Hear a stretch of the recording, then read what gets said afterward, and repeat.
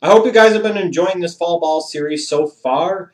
The fun times continue for me. And when I think of fun times in terms of sports topics to come on here on YouTube and discuss, there might not be a more fun topic for me than talking about the NFL draft. And yes, it still irks me that Goodell decided to push next year's draft back to May. That's stupid. Roger Goodell should be pimp slapped with an open hand, no baby powder for that shit. It's dumb. Period.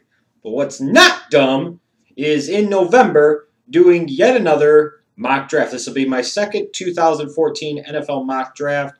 I hope you guys enjoyed the first one. You'll notice down below in the description box all 32 picks of the first round. What I did was I took the strength of schedule for the 20 non-playoff teams and then just did the last 12 teams strictly according to record in terms of the playoffs. So who I have in the last two spots is not necessarily an indication of who I think is going to make the Super Bowl, win the Super Bowl. I just try to keep it as simple as possible and just went strictly off of the records and then strength of schedule and records for teams 1 through 20, the non-playoff teams, so to speak. So the last 12 teams would all be in the playoffs as of right now.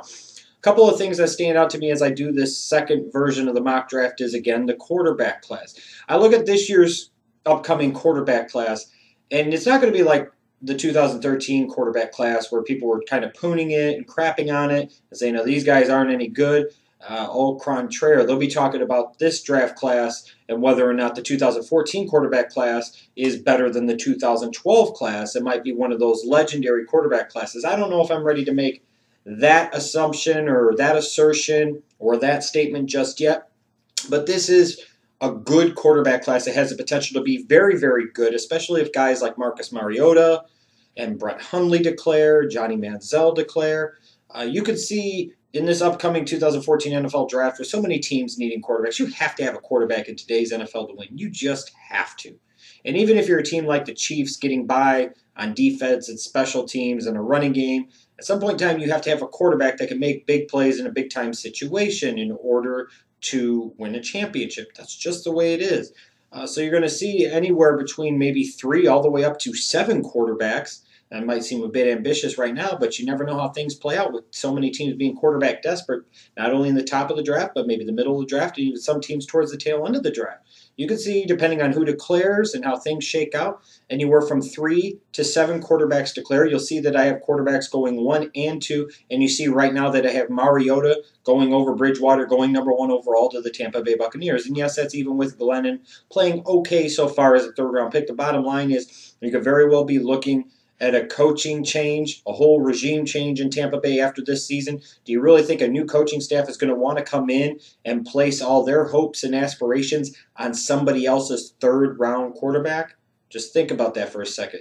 But, guys that you could see shoot up the draft boards in terms of quarterback position, guys like Derek Carr, who I've got sneaking into the first round. Looks like Boyd might be falling a little bit, but a lot of ways to go yet. Zach Mettenberg from LSU could continue to climb farther up the draft boards. And I think a lot of people shit on Johnny Football, and they look at him and they say, oh, he's a douchebag and he's a mental case, and he may very well be all of those. I don't dispute that. But he is also a very talented football player that I think sometimes people take a look at him and they don't understand the full picture and see just how good of a dual-threat quarterback he really can be. And if you want to use the height as a knock on him, you got guys like Drew Brees and Russell Wilson that would suggest that height may be not as important as it once was in the quarterback position in the NFL.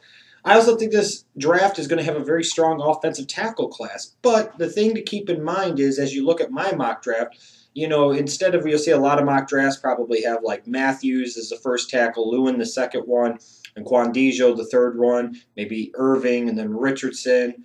That's not the case with me because I'm trying to project where guys may end up by the time the draft process is over in May. So where people think they're going to be right now is not necessarily an indication of where they're going to be come May. I'm trying to project into the future. And some of the things you look at and you see how far I have Lewan dropping, you might say I'm nuts. Keep in mind, I'm also the same guy that has hit big on some of these over the past couple of years, telling you months in advance that Tannehill was going to be a top 10 pick, telling you months in advance that both Ezekiel Ansah and Tavon Austin were going to be top 10 picks. I understand how this draft process works in terms of what teams look for and what gives front offices and scouts and general managers erections as they're going into their draft process. So I get a good feel for guys that are going to shoot up the draft boards and then maybe some guys that are going to shoot down. If you think you know how things are going to play out right now, you're fooling yourself. Because remember back several years ago when Michael Johnson was being projected as the #1 overall pick, the defensive end from Georgia Tech?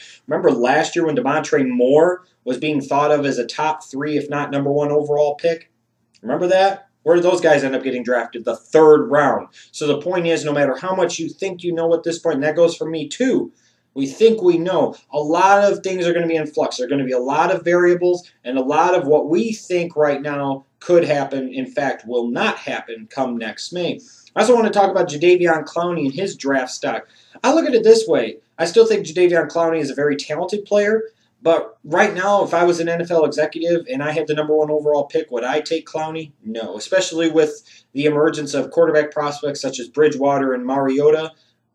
I think those guys might be better talents, and they're definitely at a more important position in quarterback than Jadeveon Clowney as either a defensive end or a 3-4 outside linebacker. And that's the other issue I have with Jadeveon Clowney and trying to take him anywhere like in the first couple of picks is I'm not even sure what will necessarily be his best position at the NFL. Is it going to be as a 4-3 defensive end or as a 3-4 outside linebacker? I don't think that's fully known yet. And I look at him, and I see defensive players such as Anthony Barr from UCLA, maybe even, it sounds crazy, but stranger things have happened. A Khalil Mack from Buffalo, those type of guys could end up potentially climbing above Jadeveon Clowney, on teams' draft boards, because sometimes scouts and executives and general managers will get scared off by some things that sometimes are very stupid. And we see this shit happen. Way back in the 95 draft when, Warren Sapp went 12th overall to the Jets because of an alleged failed marijuana test. Warren Sapp from the U, back when the U was the freaking U for the most part. Warren Sapp, if you saw him, you knew he was going to be a great player. He had Hall of Fame talent written all over him, and 11 teams passed on him. Just think about that. So even if Jadeveon Clowney dropped to the bottom portion of the top 10 or even out of the top 10, that's no indication necessarily that he won't come into the league and tear shit up either. But I don't at this point envision him being the first defensive player taken on the board. I know I have him going in the top 5 in my mock draft, but I don't know if he's necessarily going to go there when May comes around.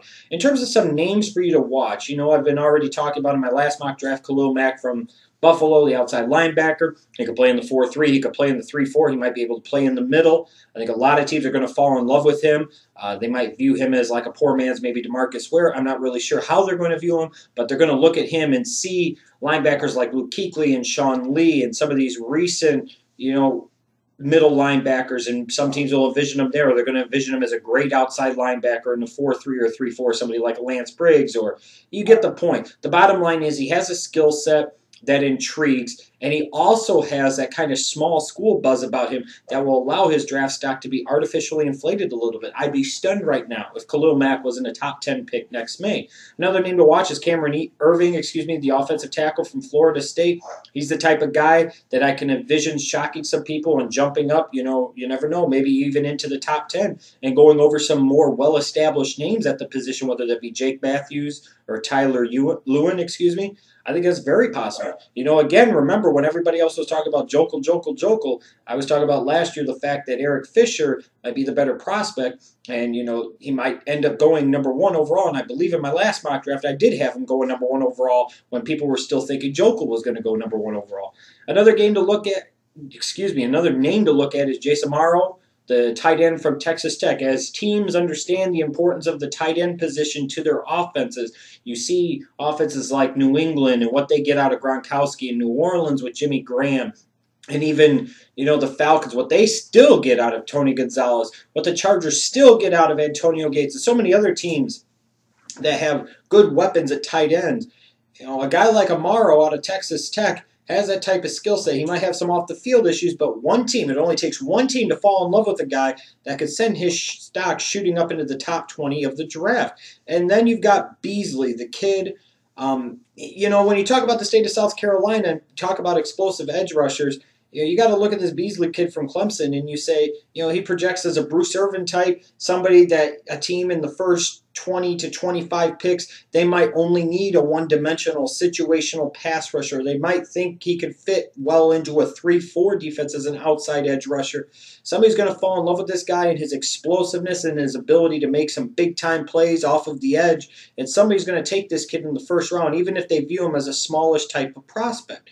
So, I've got my picks, all 32 of them for the first round, in the description box down below. Let me know what you think of my picks for your team, what you think of my picks for just in general, what you think about some of my players to watch, Jadeveon Clowney's draft stock, whatever the case might be.